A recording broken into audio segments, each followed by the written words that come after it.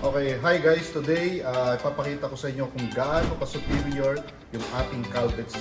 Ngayon, ipapakita ko sa inyo ang kailangan nating materials dito. Siyempre, of course, isang basong tubig, povidone iodine, at isang stirrer. Yung tubig na to represents our body, which is clean habang tayo ay bata. Pero siyempre, as we age, so nakakain tayo ng mga toxins, okay, ng mga masasarap na may mga preservatives. Pag nangyari na po sa katawan natin yan at nag-accumulate na po yung toxins sa katawan natin, diyan na po tayo magsisimulang magkasakit. Pero meron tayong paraan para unti-unti matulungan natin yung ating katawan para makarecover sa pamamagitan ng pagtitake ng ito po, okay, Calvet C.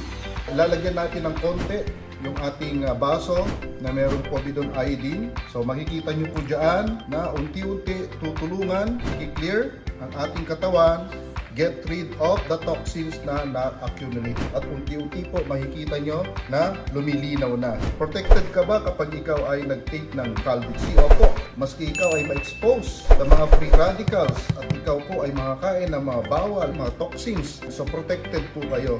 Ayan po yung nagagawa ng ating Calvet C. So matutulungan po kayo ng ating Calvet C lumaban sa iba't ibang na-encounter mo na mga sakit. Basta vitamin C, Calvet C!